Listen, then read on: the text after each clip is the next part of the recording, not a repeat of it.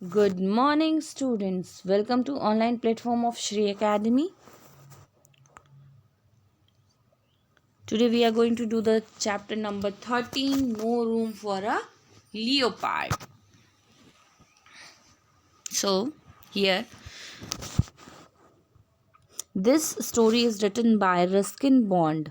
As we know, his name conjures up image of wind swept valley, pines, mountains and animals. So, he was born in Kasauli, Himachal Pradesh. Ruskin Bond wrote his first novel, The Room on the Roof, when he was 17. Equally appealing to children and adults, his story and poems are homage to nature. So, we all know about Ruskin Bond. He is a very known author and very popular among students and from youngers and elders, and he is a nature loving person. So in this story, this story, the author's admiration of nature is obvious. His encounters with various animals, especially the leopard that lives in the valley below, leads to mutual trust, but the peace of the valley is broken one day. So he is in this story we will come to know, read about leopard, what had happened to him. So, I first saw the leopard when I was crossing the small stream at the bottom of the hill. So, here Ruskin Bond is saying that firstly, the first day when he saw the leopard was when he was crossing a small stream, that means valley, at the bottom of the hill. The ravine was so deep that for the most of the day it remained in shadow. So the writer is saying that ravine, that means the valley, was so deep that it remained in for most of the time it remained in shadow. This encouraged many birds and animals to emerge from cover during the hours of daylight. Few people ever passed that way. As a result of ravine had been a little heaven for wildlife. और उस जगह से लोग, बहुत कम लोग आते जाते थे, कभी कभार ही कोई आता जाता था। और क्योंकि वो शैडो रहता था रिवर पे, तो वहाँ पे बहुत सारे जानवर जो है रहते थे, अपना घर उन्होंने बना रखा था वहाँ पे। और वो लिटिल हेवन, वहाँ पर उस जगह को हेवन से कंपेयर कर रहे हैं राइटर, और कह रहे हैं कि वो जगह जो थी वो छोटा सा स्वर्ग था, किसके लिए? वाइल्ड लाइफ के लिए, दैट मीन्स एनिमल्स के लिए। Below my cottage was a forest of oak and maple and Himalaya rhododendron. So this is a kind of Himalayan tree. The name of this is rhododendron. So below my cottage it was a forest. So the writer is saying that below his cottage, उनकी cottage के नीचे, means he was living on a, he is describing a hilly area. You can imagine that there was a hill, and on the hill there was a house of the writer, and on the other side of that there was a valley, deep narrow valley, बहुत ही गहरी। आप imagine कर सकते हैं कि पहाड़ों के बीच की वैली जो होती है वो कैसी होती है।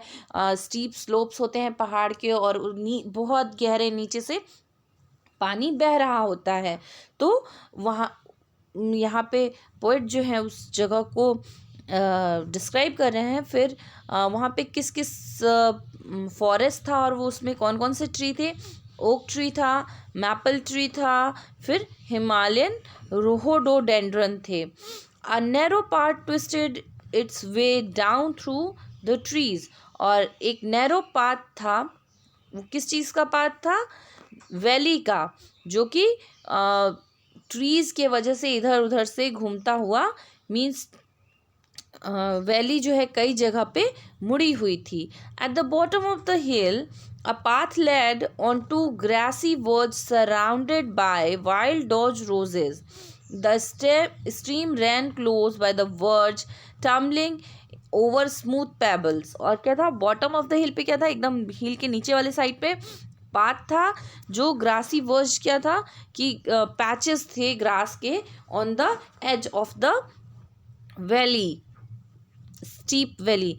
So the stream ran close by the verge, tumbling over the smooth pebbles. Smooth pebbles के ऊपर से टम्बल करते हुए, रोल डाउन करते हुए वहाँ पे वो वैली बहती थी. Nearly every morning I heard the cry of barking deer. I saw pine martens and a handsome red fox. So pine marten, what is pine martens? Small tiny furry animals with short legs and sharp teeth. तो small tiny फरी animals होते हैं और वो उनके legs जो होते हैं छोटे छोटे होते हैं और टीथ्स बहुत शार्प होते हैं. सो वो बोलते हैं कि ऑलमोस्ट हर सुबह उन्हें क्या होता था कि बार्किंग डियर्स की आवाज़ सुनाई देती थी, पाइन मार्टिन्स दिखते थे, हैंडसम बहुत ही सुंदर सा रेड फॉक्स दिखता था.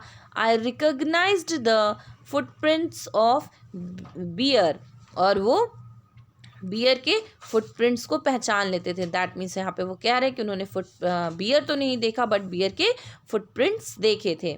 As I had not come to take anything from the jungle, the birds and the animals soon grew accustomed to my face. और यहाँ पे ऑथर कह रहे हैं कि जैसा कि वो वहाँ जंगल में कुछ लेने नहीं जाते थे, दैट मीन्स वो वाइल्ड लाइफ को कुछ भी नुकसान नहीं पहुँचाते थे, इसलिए बर्ड्स और एनिमल्स जो थे उनको आदत हो गई थी राइटर के प्रेजेंस की. After some time my approach did not disturb them. और वो कहते हैं कि कुछ समय के बाद उनका अप्रोच, दैट मीन्स उनका वहाँ जाना, उन्हें डिस्टर्ब नहीं करता था.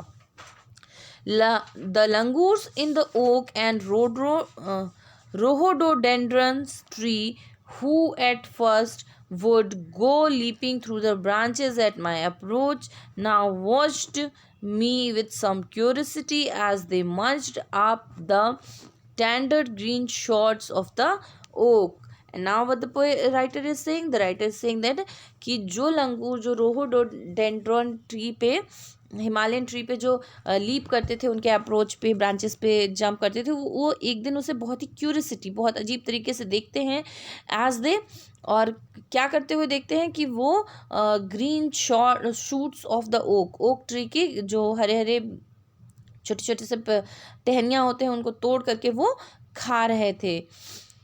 However, one evening as I passed, I heard them chattering in the tree and I was not the cause of the excitement. और एक दिन क्या होता है, एक इवनिंग जब वो पास कर रहे हैं, वहाँ से गुजर रहे होते हैं, तो उन्हें क्या सुनाई देता है, chattering sound that was created by langurs and all other birds and animals. So chattering sound सुनाई देता है और वो क्या, उन्हें ये रियलाइज़ होता है कि ये एक्साइटमेंट जो है वो उनके प्रेजेंस की वजह से तो नहीं है. It was as though the langur were trying to warn me of some hidden danger. और वो ऐसा लग रहा था जैसे लंगूर जो हैं उन्हें चौकन्ना कर रहे हैं किसी छुपे हुए खतरे से. A shower of pebbles come rattling down the steep hillside. I looked up to see an orange gold leopard poised on a rock. ना अब क्या हुआ कि कुछ छोटे से पेबल्स जो है वो रोल डाउन करते हुए हिल साइड से आए, तो जब ऑथर ने ऊपर देखा तो क्या देखा कि ऑरेंज गोल्ड लियोपार्ड जो है वो पत्थर के ऊपर कंप्लीटली बिना हिले डुले बिना मूव किए बैठा हुआ है. ओके, अबाउट 20 feet above मी. और वो कहाँ था, 20 feet ऊपर था ऑथर से. It was not looking towards me but had its head thrust attentively forward in the direction of the raven. और वो मेरी तरफ नहीं देख रहा था. यहाँ पे राइटर बोलते हैं कि वो लेपर्ड जो है वो उनकी तरफ नहीं देख रहा था, बस उसका हेड क्या था, जो स्टीप वैली थी उस तरफ था.